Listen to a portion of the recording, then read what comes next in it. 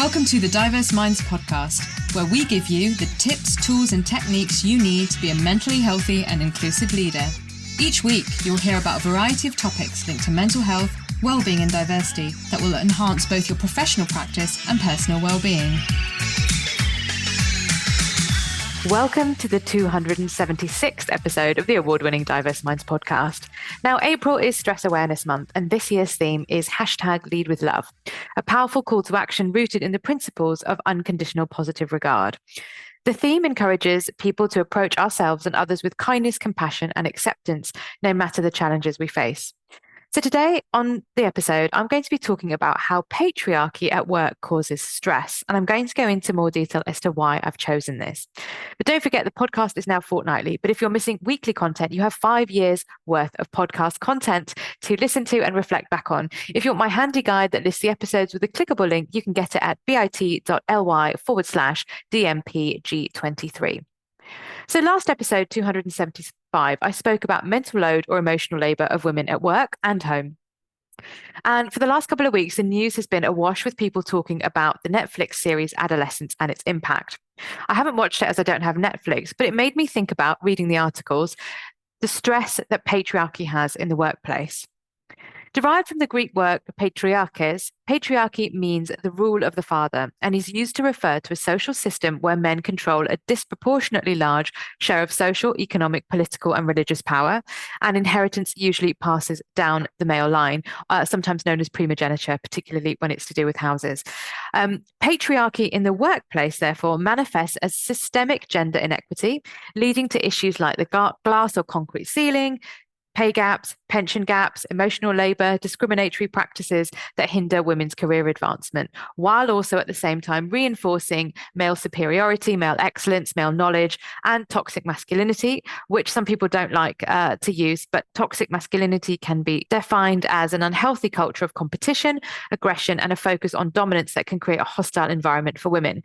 Now, of course, when we look at women, there are certain women that will experience less hostility because maybe they're white, because remember, we have to also add in the areas of able-bodiedness, being non-disabled, race equality, parental status, economic status, etc. So we're constantly adding these layers of intersectionality as well. So how does this kind of manifest in the workplace? Well, of course, we start with linking to the last episode, work-life balance issues to do with women juggling plates, spinning plates, doing more, a huge amount of pressure under women to balance work and maybe the office housekeeping stuff, as well as family responsibilities, regardless of seniority, or even if they're senior, and of course leading to burnout and career setbacks, and also a gaslighting effect and confidence erosion.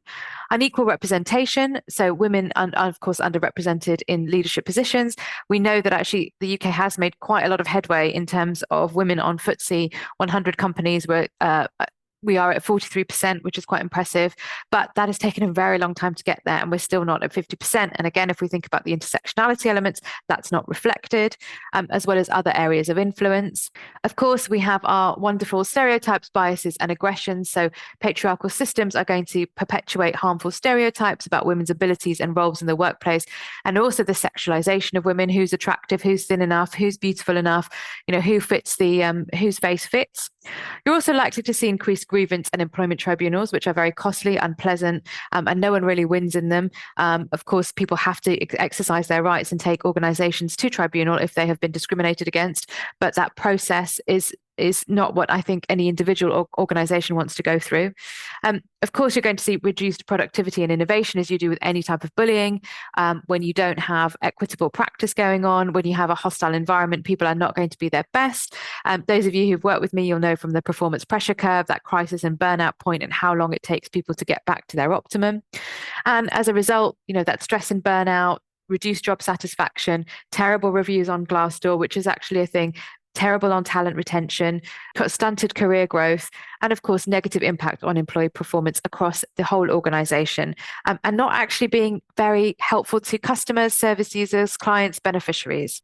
So I really hope you're enjoying the content of the podcast so far and you want to keep up to date. If so, why not join my newsletter?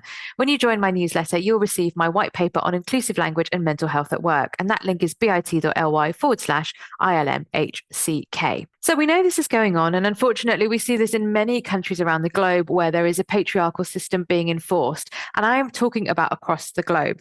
Now, I think we probably know who I'm talking about at the forefront of my mind. I don't want to mention the name, but it is happening all over the world. But what I think is really important, if we think about how do we move forward and solve this, is to not point the finger over there being the global south. It is happening at home, and it's happening here in different ways. Now, every country will have its own patriarchal culture profile, so how that manifests in the given culture. And I think, interestingly, the other thing is conversations related to the generations around patriarchy and how it might look different. So for older generations, I'm thinking about people in their 70s and 80s. What I experience is, oh, can you get us a cup of tea, love? And of course, be hospitable, we can welcome people, but to assume that the woman in the room is making the tea. And that is very much still there, I think.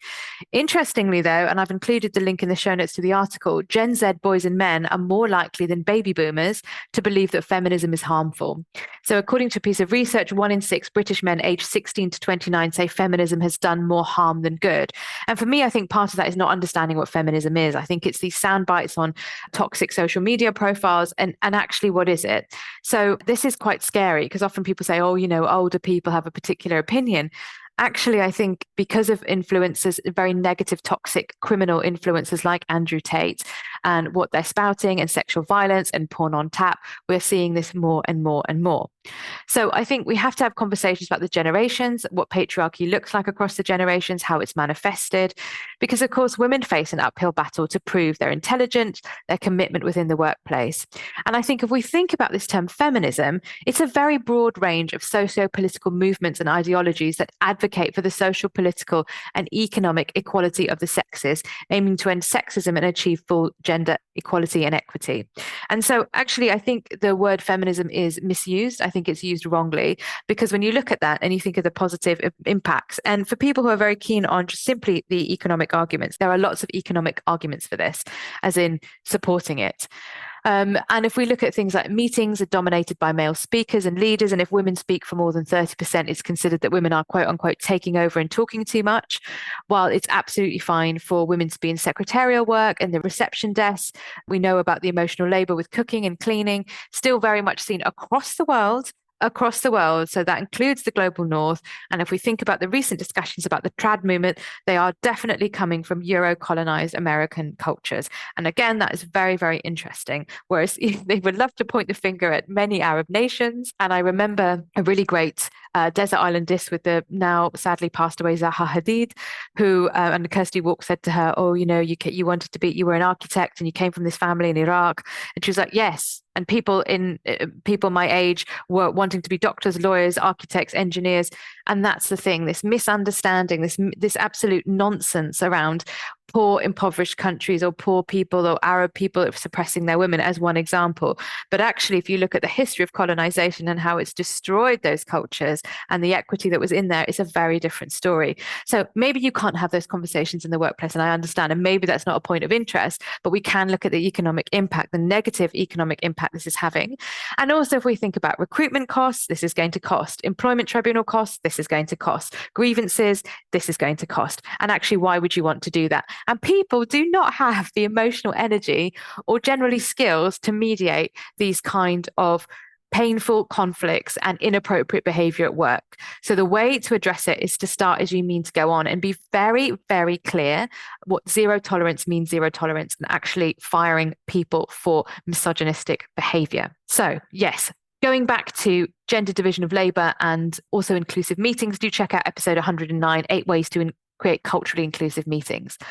And of course, women continue to be sexually objectified. So women, global majority women, femme women can be fetishized. And we also have things like misogynoir, specific types of misogyny directed towards Black women, fat phobia, ableism, heteropatriarchy, behind these kind of personal preferences and kind of this is a normal person and this is okay.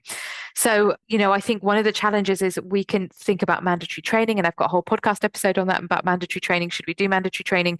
I think it can be very difficult because if you get those people in the room and they really don't want to be there, they ruin the experience for people that want to be there. They also ruin the experience for facilitators, and it's pretty awful actually. But if we can create a culture of buzz and positivity, where people can bring themselves to the training and kind of unpack elements of themselves without it being therapy and create a buzz around that, we get the people who are laggards or who are very anti this to become more bought into it. Because I think one of the big challenges is people don't feel heard.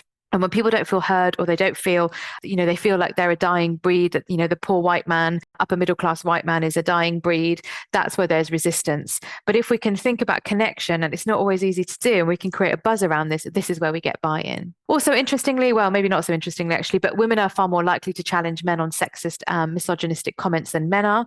So given the particular socialization of women under patriarchy, the minor incidents or, the microaggressions or macroaggressions, women are more likely to confront this. So we need to open that up, discuss it. And also, allyship training, it's really helpful. But how are we making sure that people are using those allyship skills, those upstanding skills, and doing all that work? Because it shouldn't just be for women. It shouldn't be for women to challenge men on the behavior. It needs to be across the board. Everyone needs to think this is not appropriate. And if you want to join me next episode, I'm going to be talking about why we should stop saying the workplace is like a family. And this is one of the things, because I think it makes allyship very difficult when we do that.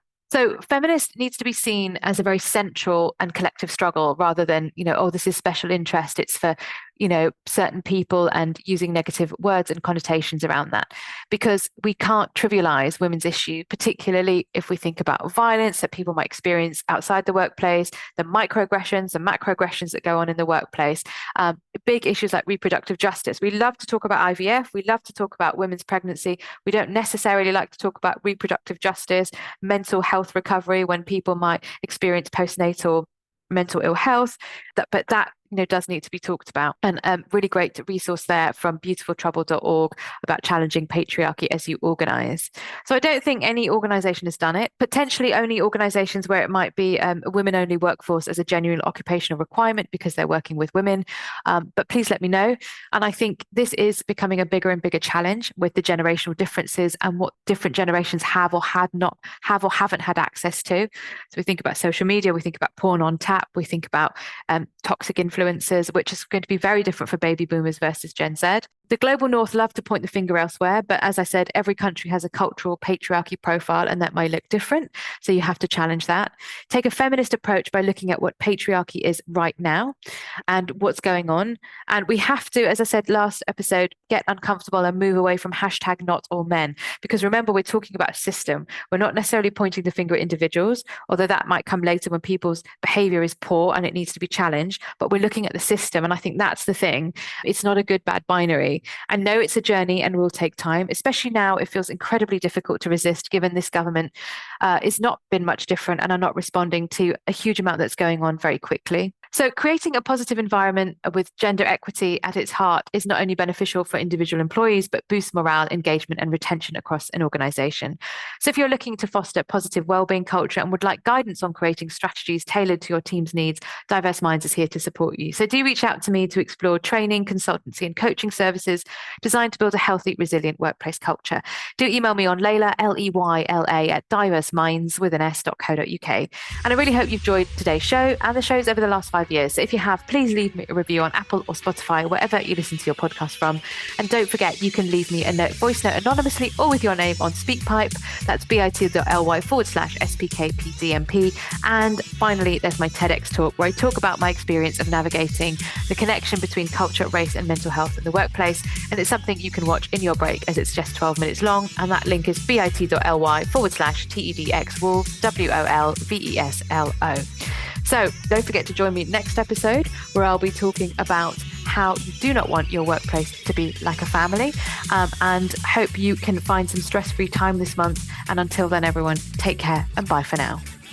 Thanks for listening to the Diverse Minds podcast. Don't forget to subscribe on Apple Podcasts, Spotify, or wherever you access your podcasts from. You can also connect with me on Facebook and LinkedIn. Tune into next week's episode of the podcast where I'll bring you more insights on mental health and inclusion. Bye for now.